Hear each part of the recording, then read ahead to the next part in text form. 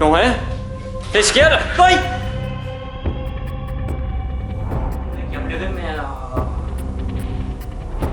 se det igen.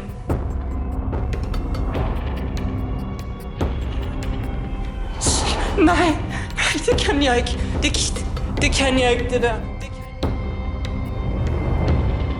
Det var Sunshine, jeg blev forskrækket der.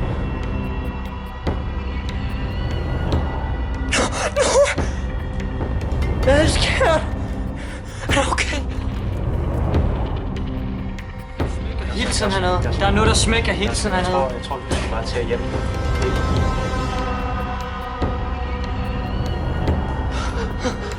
Søjte. Nej.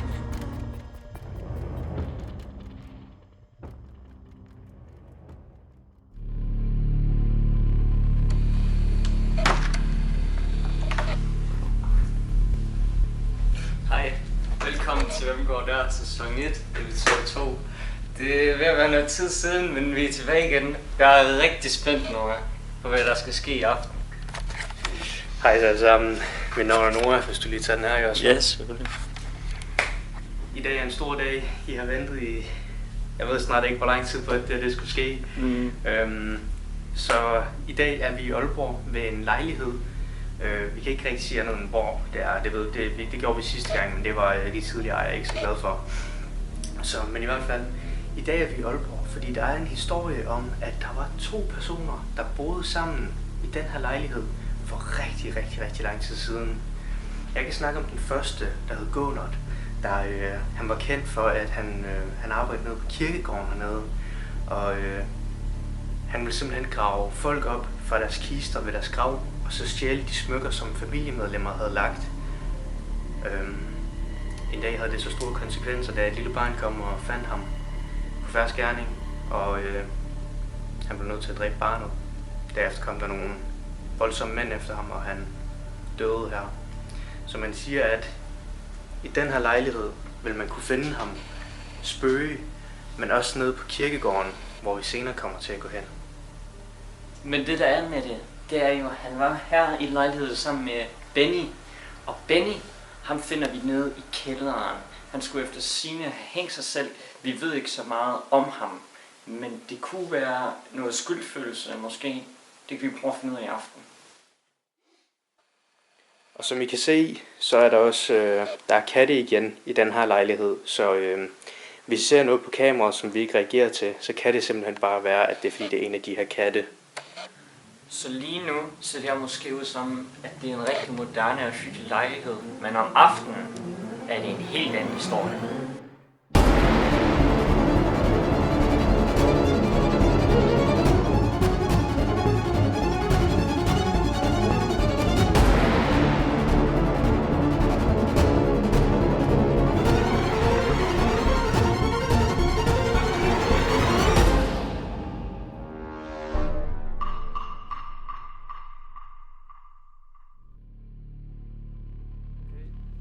Lige nu er vi så inde i vores safe room. Så kan du forklare lidt om, hvorfor vi har valgt det her sted? Selvfølgelig. Det her, vi valgte det her rum, fordi det er her, de har haft allermindst aktivitet. Så vi tog det her for ligesom at føle os lidt sikre. Så det er her, vi går ind, hvis vi bliver for bange, hvis der bliver brugt en Oklahoma, hvis nogen han får vaccin i aften. Og så har vi fået opgraderet vores EMF-måler til en ordentlig en, alle 5 niveauer. Og så har vi fået noget nyt legetøj, som vi kommer til at vise jer lidt nærmere på senere i episoderne. Så vi har kameraer her, som overvåger over lejligheden og udenfor. Og så ser det ud til, at klokken den er 12.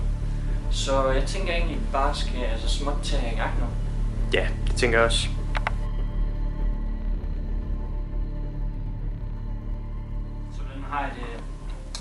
På den har jeg det med, at jeg skal ud og jage igen efter sidste gang. Jeg synes, det var lidt svært til at gå den her tur. Jeg vil meget gerne finde ud af, om der er noget mere mellem himmel og jord, hvilket jeg tror, der er. Og jeg vil gerne bevise det over for Nora. Men jeg vidste ikke, om det var en god idé efter sidste gang. Han faldt ned ad trappen, og han svedte. Så det var lidt svært at tage på turen igen, for jeg vidste ikke, om vi kunne gøre det for hans helbred.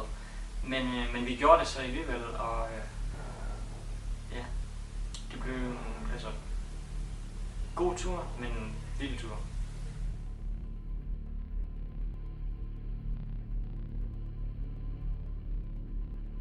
Så hvordan har jeg det med at være ude og spøgelsesjæge igen? Jeg har det fint med det.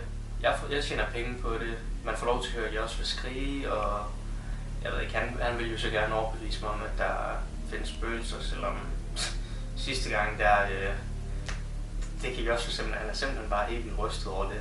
Jeg sagde til ham, at jeg bare fik noget dårligt at spise, og det var derfor, jeg fik det så dårligt at vælte ned ad traverne, men han siger, det er spøgelser.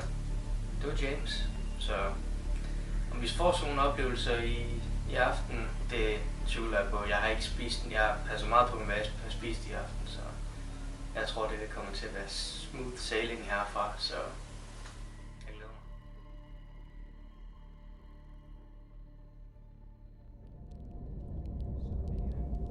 mig. Så nu er vi simpelthen kommet udenfor, eller altså uden for safe roomet, ja. Og vi skal til at se om så skal vi prøve EMF-måleren.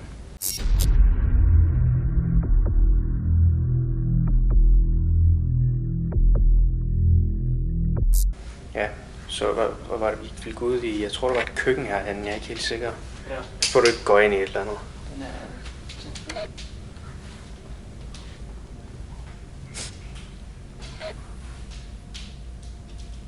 Der er en mærkelig lugt her. Jeg har bare en mærkelig følelse generelt. Den sprænger op. Så I det? Der. Hvem går der? Kan I prøve at manifestere jer? Hvis der er nogen, så gå hen til den lille boks, jeg holder i min hånd, og rør ved det lille grønne lys. Brug min energi til at manifestere jer. Okay, hvad med at gå der?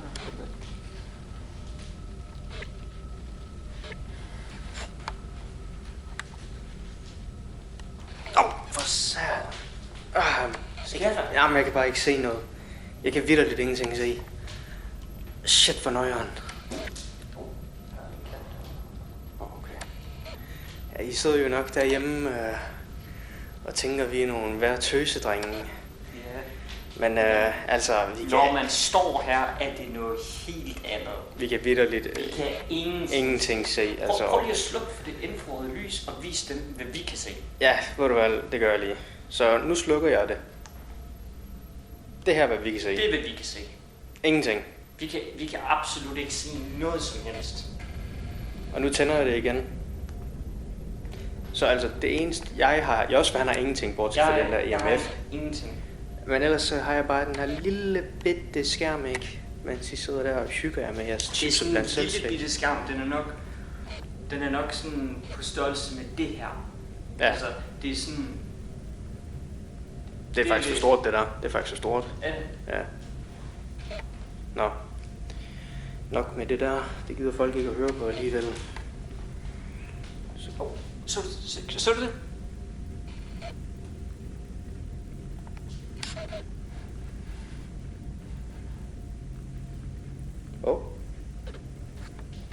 Okay, prøv at spørge om Gunnar, han er her. Er det lige da du sagde det, så det gik op på Google der? Ja, okay, Gunnar, hvis du er her lige nu, så gå hen og rolig. Noget engang sige, hvad han skal. Er det dig, Gunnar? Der er helt koldt her, kan du mærke det? Der er helt koldt på at køre din hånd op og ned.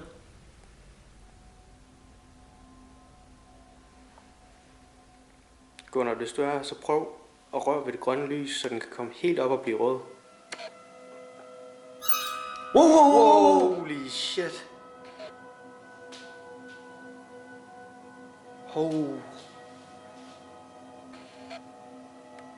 Jeg har kuldegysninger. Så du det? Hvor? Der var en orb seriøst lige her.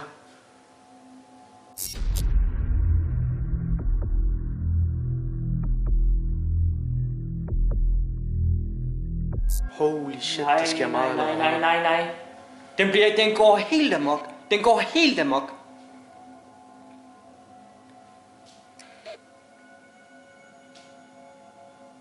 Okay, vent, prøv.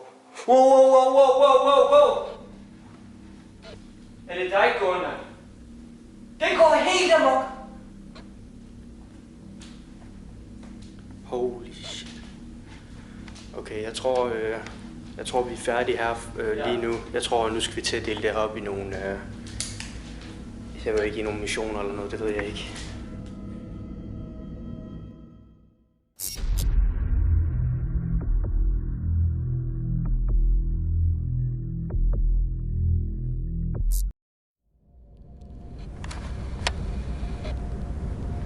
Okay, jeg ved ikke, hvor godt I kan se. Jeg kan i hvert fald ikke rigtig se noget, men jeg synes ikke rigtig, nattesynet virker så godt heller. Men jeg er simpelthen over på kirkegården nu, for at skulle finde ham der, Gunnert. Ja, det var Gunnert. Så, kan man se Aalborg, tror jeg? Ja, det kan man. Nå, jeg ved ikke også, hvad han var godt nok heller ikke meget for, at han skulle ud til kirkegården, så det meldte jeg mig til, fordi der sker jo ikke noget. Så jeg har i hvert fald taget nogle forskellige grej med. Jeg ved ikke, vi kunne altid starte med Dodge.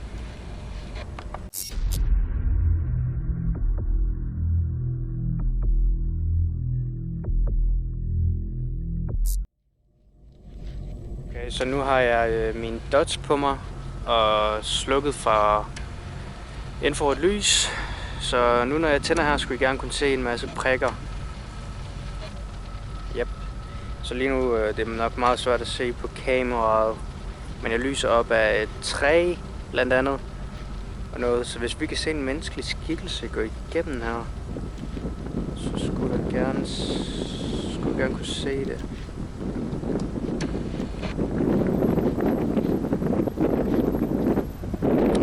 Jeg kan ikke se noget, men det er sgu nu meget pænt egentlig. Så jeg ved ikke, jeg kan lige prøve at gå lidt videre, så jeg kan finde et bedre spot. Så okay, folkens, jeg er gået dybere ned i kirken. Jeg har hørt nogle lyde, men det er jo selvfølgelig bare bladet, fordi hvorfor skulle det være spøgelser, ikke? Men jeg ved ikke, jeg har fundet et bedre sted. Der er begyndt at blive koldere her. Og det siger jeg også for jo, at det har noget med spøgelser at gøre. Jeg tror, det har noget at gøre med vinden lige nu. Men jeg vil i hvert fald prøve at bruge den så her. For det vil jeg også nok gerne have haft. Så nu må vi se, om der kommer noget.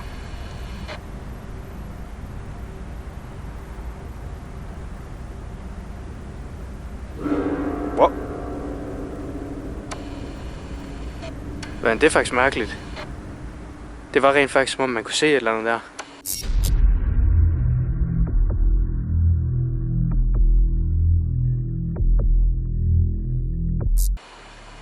Rent faktisk.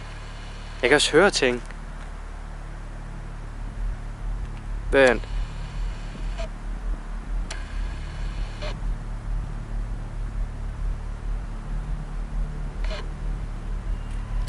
What? Okay, det er seriøst faktisk lidt nøjeren det der.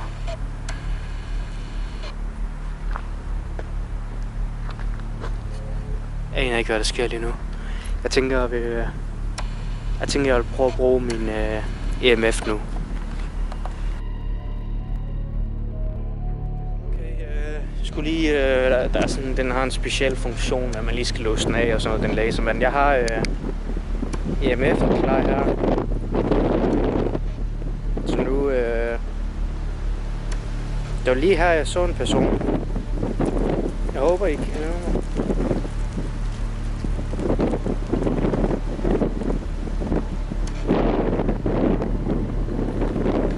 Oh.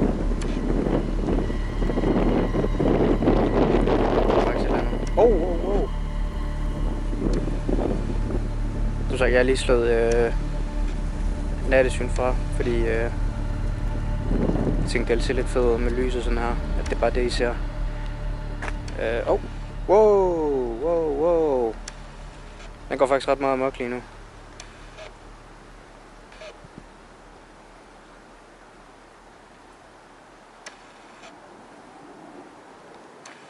Hey, no. Fuck, man. Jesus Christ. Han skal bare køre det der hele tiden, efter jeg gjorde sidste gang.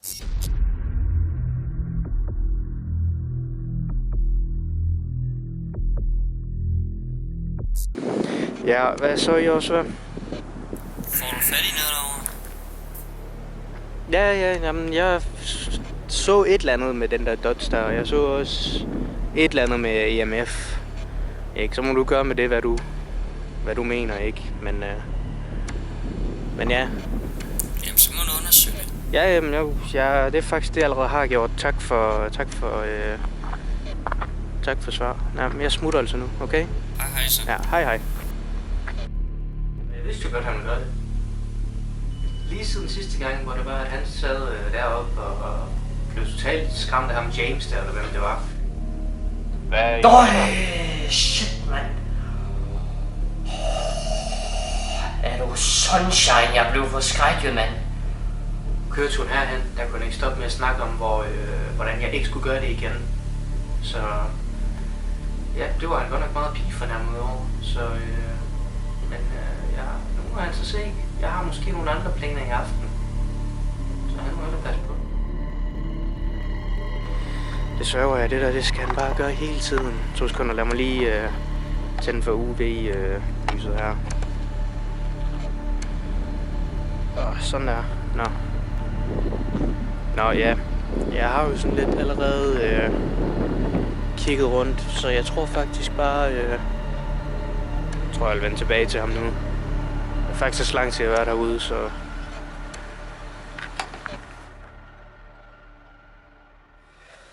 Nå, så er det vist også din tur til at skal ud nu, Joshua. Det var rimelig sygt, det der skete på din tur. Der skete vel ikke noget. Var det ikke bare en, der gik med sin hund, der gik ind foran? Hvad snakker du om? Nej. Ja, så der er jo det der med de Dodge der, ikke? Altså... Det ligner jo umiddelbart, at jeg får noget på kameraet, ikke? Men sådan er det jo. De der Dodge der, de rammer jo alt, der er der, ikke? Altså for eksempel tidligere, da jeg også stod med EMF-måleren, ikke? Og filmede den for jer folk, der var der også en, der cyklede forbi mig på en cykel og kiggede lidt skummel på mig. Men det kunne lige så godt være, at det var en gammel mand, der gik med sin hund. Jeg blændede. Men det kan også være, at han var stum, så han kunne bare ikke, måske kunne han bare ikke svare mig. Så altså, det er jo sådan, det er, ikke? Joshua, han er bare hurtig til at hoppe videre til de der konklusioner, mens jeg siger, ved du hvad, nu kigger vi på fakta. Og fakta er, at prikkerne bevæger sig og vasker. Spøgelser? Det tror jeg ikke. Ja, det er fint med dig. Men det er altså din tur, der skal ud nu. Jeg er hundefryser, jeg skal spille noget. Jeg skal kigge på kamera. Jeg skal ikke spille noget, bare roligt. Ja. Du skal ud nu, nu er det din tur. Og husk, du har brugt din Oklahoma for den her, ikke? Er du bange? Jeg er bange, mand. Er du lidt nervøs? Efter vi har lige været ude i stuen, før du var ude. Mm. Så du EMF'en? Det var jo fuldstændig sindssygt. Ja, nu må vi se. Jeg tænker i hvert fald, du skal derud, og kan du huske, hvem der du leder efter? Ja, det er Benny. Nej, det er faktisk også Gunnar, skulle det gerne være, selvom det også var ham, jeg ledte efter over på kirkegården. Det er det første, vi skal lige nå. Ja, Benny han skulle have befundet sig nede i kælderen, så ja. Det var lige så du siger det rigtige navn jo. Ja, selvfølgelig. Så har vi walkie-talkien, hvor er den her? Vi har ikke nogen walkie-talkie. Så jeg tænker, at du tager EMF'en, i hvert fald. Den kan du gøre, det må du gerne tage med, hvis du har lyst. Ja. Ikke, jeg ved, hvor meget han får brug for den. Men, ja. Ikke noget. Så er du klar? Ja, jeg er klar. Det er fint. Jeg holder øje over kameraet, okay? Det er jo. Jeg tager EMF'en med, så går jeg ud og ser, om der går herude. Ja. Det er over.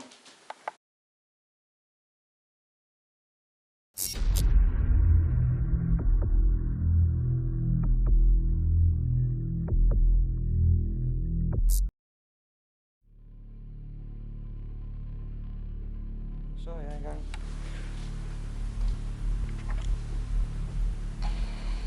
Så har vi den her. Skal vi se, hvis jeg kommer i kontakt med nogen.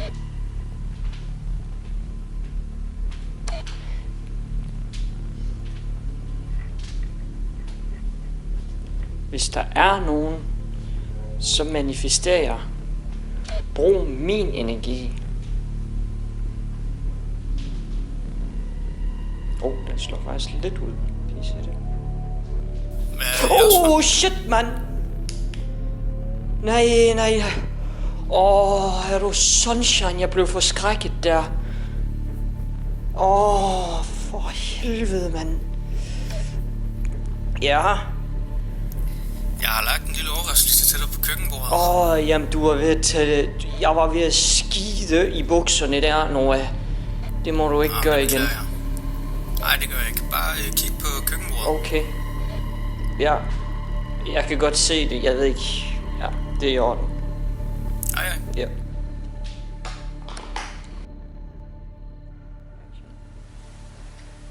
En ting, jeg huskede meget godt fra sidste gang, det var Josper og hans voodoo-pis, ikke? Det synes han, det er meget sjovt, så jeg tænkte over, at hvis jeg gjorde det mod ham, ville det nok være knap så fedt, så jeg havde simpelthen, uden han vidste det, så havde jeg gået ud og lagt et stykke papir med de her 2 blyanter, som så kan vippe hen på ja og nej, og det siger man så, spøgelser skulle kunne gøre, men vinden kan også have indflydelse på det, men jeg vidste jo også, at han ikke ville blive glad for det. Jeg vidste, at han så stille var nøjeren. Det gjorde jeg. Okay. Han har lagt noget her.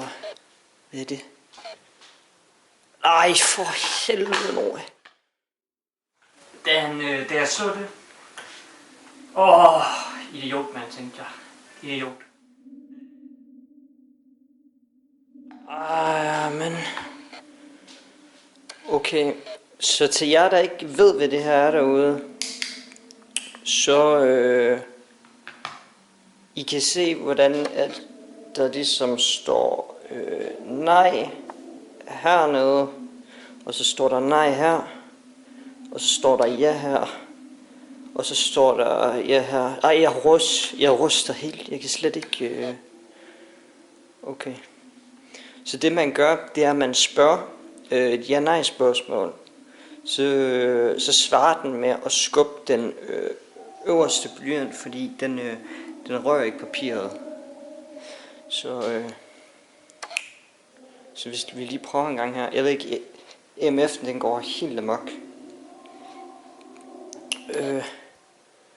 Gunnert, hvis du er her, kan du prøve at skubbe til blyanten?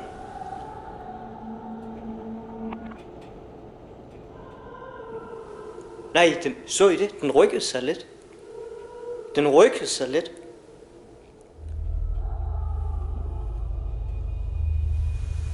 Nej. Nej.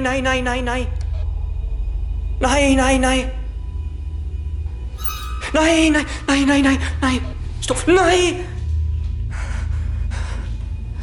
MF'en, den går helt amok. Nej,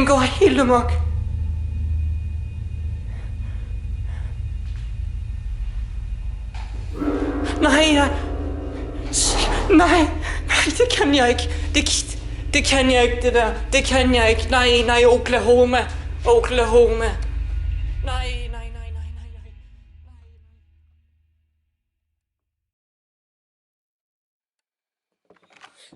Nej. Så du det der? Så du? Ja, hvorfor løber du? Det kan jeg slet ikke. Jeg kan slet ikke det der. Oklahoma, jeg kan ikke det der. Det kan jeg ikke. Det var med til lige at spille lidt for uhyggeligt for dig. Så du det? På kameraet? Jeg så du lige pludselig begyndte at hoppe og danse. Nej, det var for sindssygt det der, Noah. Det kan jeg slet ikke. Den blyanten, den rykkede sig. Og EMF'en, det gik helt af gang. Og stolene rykkede sig. Det går helt amok derude. Og du stod ved køkkenbordet, ikke? Ja. Okay, så du siger, at MF'en gik i gang med køkkenbordet, hvor vi har en kogeplade? Ja. Okay. Og du siger, at blyanten, den rykkede sig? Nej, men Nora, man kan ikke få falsk sådan noget her. Det var helt sygt. Jeg fik det hele på kameraet. Okay, men hvad ellers skete der? Var det bare det? Blyanten, der rykkede sig, og MF'en gik i gang? Og ja. Jeg så bare, at du begyndte at hoppe og danse. Jeg kan ikke det der, Nora. Jeg kan slet ikke stå med kameraet. Du bliver nødt til lige at tage det. Ej, mand. først så kuglepinden bevæger sig, og stolene, de rykker sig. Altså bedre beviser end det får man ikke. Du kan ikke få noget, der er bedre end det. Nora, han tror sikkert ikke på det, men I kan jo selv se det. Jeg kan slet ikke. Prøv. Jeg ryster fuldstændig. Jeg har kuldegysning op af hele min arm. Jeg kan slet ikke. Hvis jeg skal derud igen, så du skal lige gå med ud. Det var for sindssygt derude. Okay, for du har ikke en Oklahoma jo. Det var for sindssygt. Ja, men du har ikke en Oklahoma, så... Vil det da trøste dig, at jeg lige hurtigt kommer med ud? Jeg kan simpelthen ikke gå ud af det ene. Det er jo for sindssygt. Du sagde også, at du havde en mærkelig følelse, da du gik derud. Jeg sagde, at der lugtede lidt mærkeligt, at jeg havde lidt ondt i maven. Det her er jo ikke første gang, vi oplever det. Nej, men sidste gang, der gik det heller ikke så godt for dig. Du kan ikke engang huske det. Ja, så da mig også går sammen for første gang ud i køkkenet der og kigger lidt rundt, der siger jeg bare, at der lugter lidt mærkeligt, og jeg måske ikke har det alt for godt lige der på hjørnet, men det er jo også, han overreagerer jo ikke. Altså, der sker det ikke noget ved, at jeg siger, at jeg har det dårligt. Så er det bare en Panodil, ikke? Fucking hippie. Okay, men kommer du til med, hvis vi er så du skal lige hurtigt gå med og mærke, hvordan det er derude? Jeg kan godt gå med bag dig, ikke? Men du har kameraet, det er dig, der styrer det. Jeg står bare i baggrunden, okay? Ja. Okay, så er du okay? Tak. Okay, det er fint.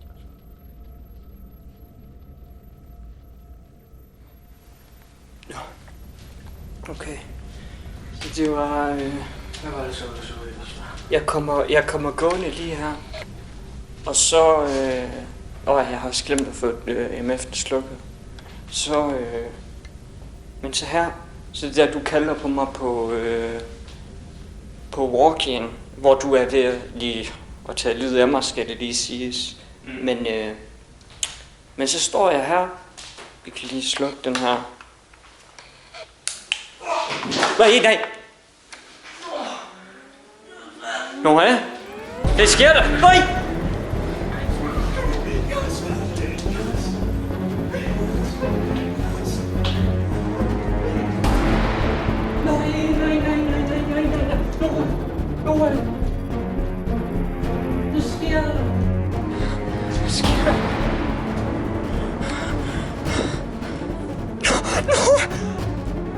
Hvad sker der? Er du okay? Er du okay? Nå.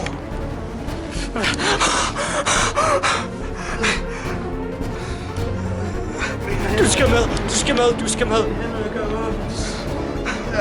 Nej, du har... Jeg prøvede at stoppe ham. Jeg kunne ikke. Du skal med.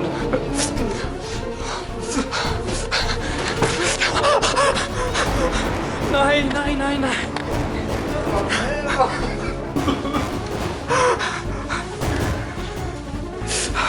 Kom her.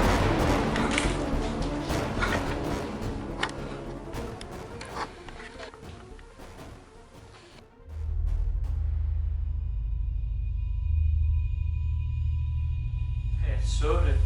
Jeg går ind ad døren, finder ham på gulvet. Det var så uhyggeligt. Det var ligesom første gang bare værre. Hans øjne rullede om bag i hovedet på ham. Så da jeg rejser mig om igen, jeg tror det var ligesom sidste gang, jeg tror ikke rigtig, han kunne huske det. Han havde blod hen af neglene, de var ridset nærmest knækket helt af hans fingernegle. Han kommer og siger, at han har det fint. Ligesom sidste gang. Jeg tror ikke, vi kan fortsætte.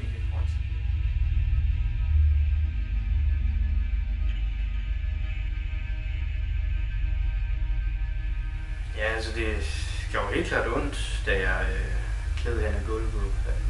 Det var ikke sjovt, men det var specielt i os, han blev virkelig ked af det. Ikke? Altså det er sådan, han var sygt bekymret og sagde, om du var spøgelse, og han begyndte at græde helt vildt. Altså virkelig græde igen, ligesom sidste gang. Jeg blev bekymret for ham. Ikke? Jeg troede ikke, at en lille dreng kunne græde så meget. Jeg troede ikke, den kunne bære på så meget vand.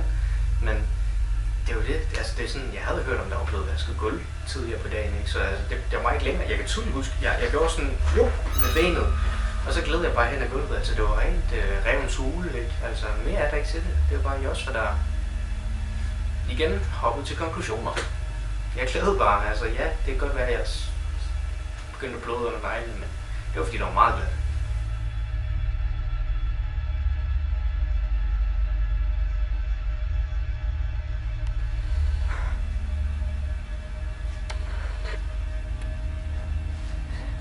Hvad sker der med dig? Jeg faldt. Ja, jeg prøver at stoppe mig selv, så det gjorde lidt ondt. Vi må lige finde på, jeg ved ikke, få sendt nogle penge til ejeren af den her lejlighed. Der er nok et par ridser oppe i gulvet efter det her. Jeg ved ikke, det ser lidt voldsomt ud. Men det gør ikke så ondt igen. Jeg er okay. Prøv, du faldt ikke. Du blev trukket af... Han trak dig op af gulvet. Det var ikke dig, der faldt. Du blev hævet ned på gulvet. Det var spøgelset, der trak dig, Nora. Det ved du også godt. Det var for sindssygt. Jeg ved ikke. Jeg tror, jeg skal se videoen, når vi er færdige her. Jeg tror ikke... jeg ved ikke, om vi kan blive ved med at lave det her show her. Du vil dø hver eneste gang. Jeg ved ikke, om vi kan. Stop nu. Det siger du kun, fordi det er din tur til at gå ned i kælderen nu. Jeg tror det. Altså, nu stopper du. Jeg tror det. Nu giver du mig kamera. Jeg tror det er for.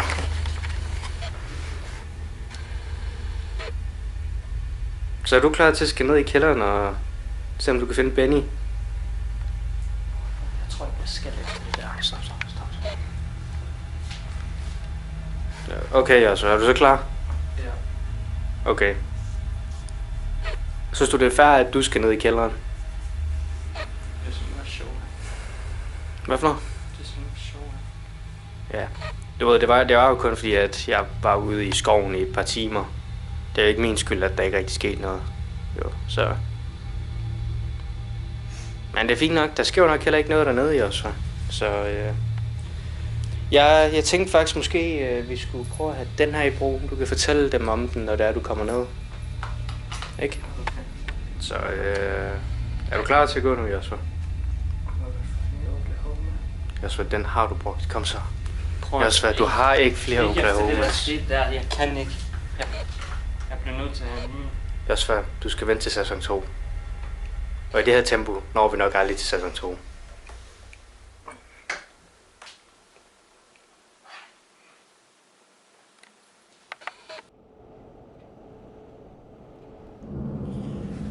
Okay. Det er virkelig... Jeg ved ikke, om I kan...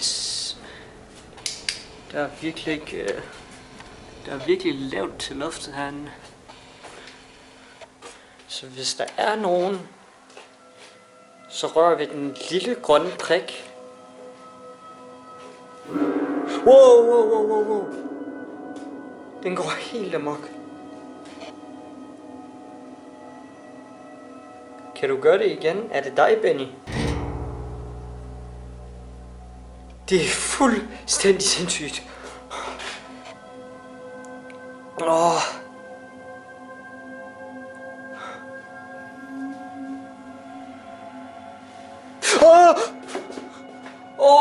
Shit, mand. Jeg så skulderen ind. Jeg tror slet ikke, I ser det. Kan I se, der er en kant her? Shit, mand.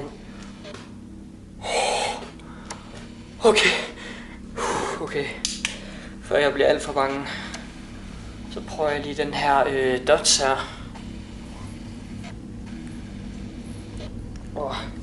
Skål. Jeg skal lige få den tændt.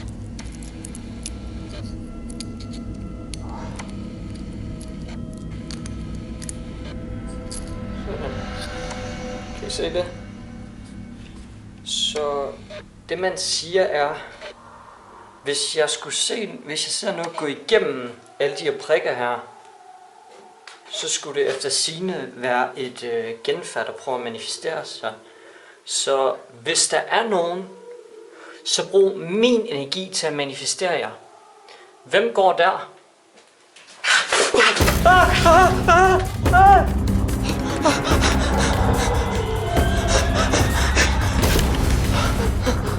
Søjte! Nej.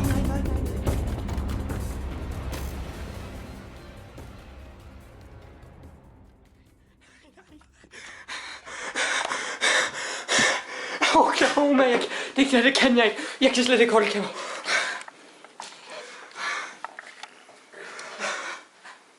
Det kan jeg ikke, Nora.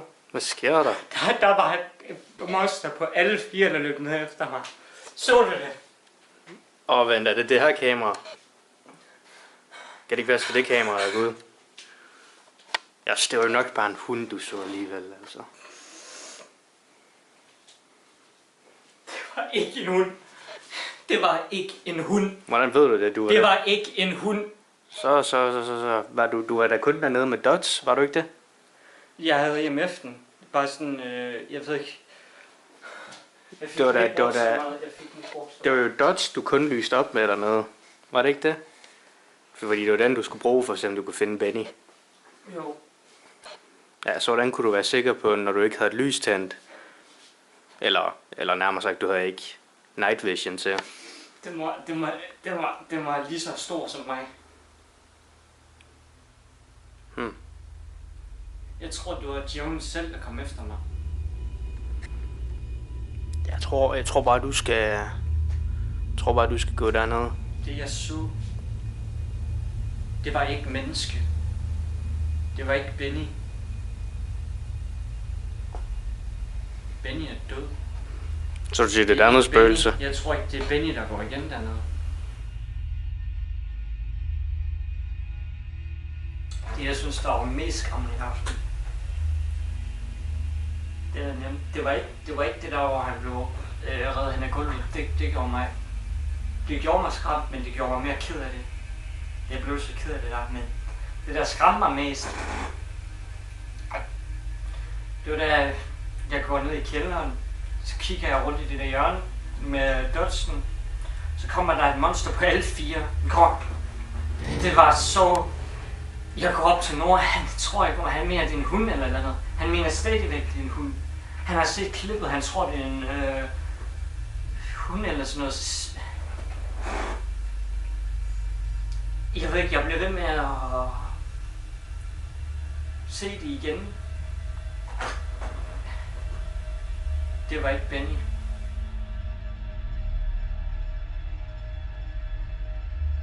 Ja, men jeg tror altså også, du skal bare derned en sidste gang, okay? Bare lige hurtigt derned, se om det ikke godt nok var en hund, ligesom jeg sagde, og så kan du komme op igen, og så er vi vel færdige for i dag, og så har vi gjort alle ting, vi skal. Så kan du få en kop kaffe bagefter. Jeg tror, du skal med ned, så jeg Nej. Jeg har noget at se til.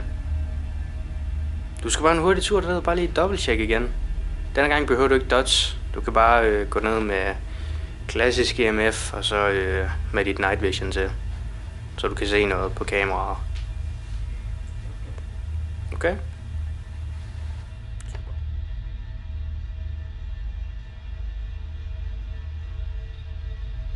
Ja, men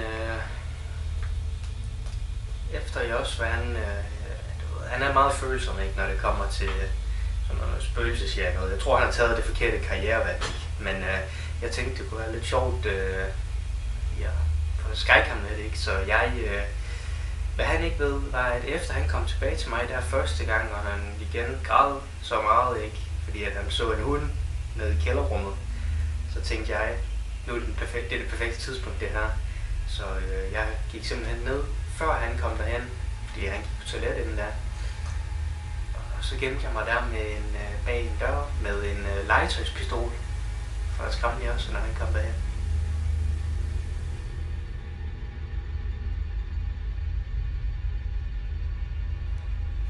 Okay. Så prøver vi lige det her igen. Jeg ved ikke engang, om man kunne se det på kamera, det jeg så. Men jeg tror ikke, det var Benny. Jeg tror, det var... Jeg tror ikke, det var nogen form for menneskeligt genfærd. Okay. Shit, mand. slår jeg lige hovedet ind i den her. Ej, for helvede, mand. Jeg ved ikke, nu kan I se, hvor lavt det er? Det er helt sygt.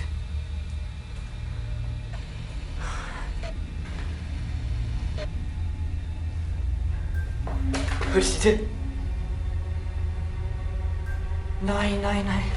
Nej. Det lyder som, der er nogen, der går. Det lyder så...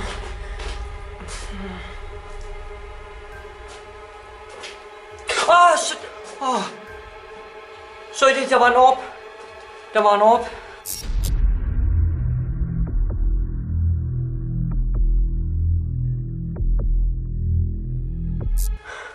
Der var en orb. Nej, og den gik derhen. Nej, jeg kan slet ikke det her.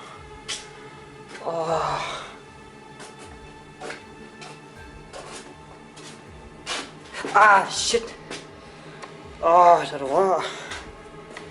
Prøv, og det var det, jeg sagde før. Man kan ikke se noget som helst hernede. Okay, det var her, den stod før. Jeg ved ikke. Man kan ikke... Jeg ved ikke, om I kan se på kamera, men jeg kan ikke se noget dernede. Okay. Shit. Det var sådan et, vi kalder man dem der. Stoppe det her. Shit, mand! Er du sådan, jeg blev forskrækket? Det skulle jeg tænke dig selv. Nej, det må du simpelthen... Hvad laver du? Vi har aftalt, man ikke gør sådan noget. Jamen, det var bare så oplagt, du ved. Hvad er det der, du holder? Det er bare en legetøjspistol. Det må... Prøv, det kan man ikke gøre, efter jeg lige har oplevet det der før. Jamen, jeg blev også lidt irriteret over, at du skulle forskrække mig med walkie-talkien, da jeg var ude i skoven. Jeg kan ikke mere. Skal vi så ikke bare til at komme afsted igen, og så skal vi ikke det?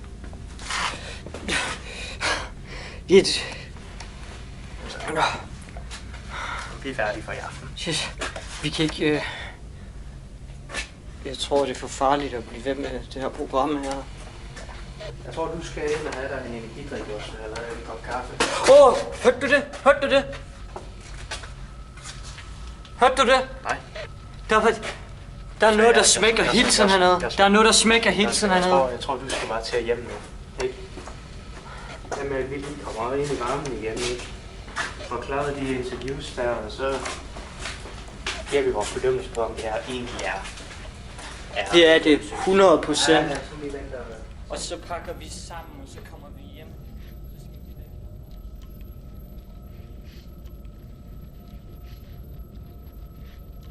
Jeg tror stadig, det er hjemsøgt. Jeg tænker ikke rigtigt, det er et spørgsmål at stille mig. Jeg tænker godt, I selv kan se det, om jeg tror, det er leje. Jeg tror også godt selv, I kan se det hjemsøgt. Det er 11 ud af 10, 20 ud af 10, uendelig ud af 10. Så I det der? Han er gulvet, ting der bliver rykket, monster på alle fire, det er uden tvivl hjemsøgt. 100%.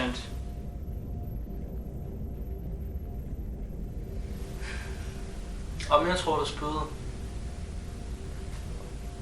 Altså, jeg føler, at alting, vi har oplevet i aften, at det hele har en meget faktuel og videnskabelig begrundelse for, hvorfor det er sket.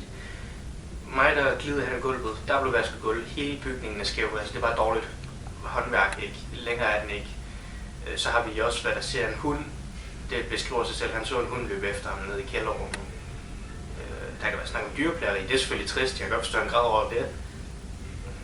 Men så er der EMF. Altså jeg er sikker på, at hvis man kigger et eller andet sted på det der plastik, så står der Made in China. Så om jeg vil tro på det, det tror jeg det er et retorisk spørgsmål. Så, og den der dots der, okay, der er et eller andet, der er nogle grene, der kommer ind foran nogle laserstråler, ikke? Altså, falder jeg for det og siger, det er spøgelser? Nej. Gør jeg også for? Jeg tror ikke engang, det er et spørgsmål. Jeg tror han er sikkert helt blæst om kul. Han skal nok hjem og se en Postman Per. Og drikke et varmt glas mælk for at falde i søvn i nat. Så nej, ellers behøver jeg ikke.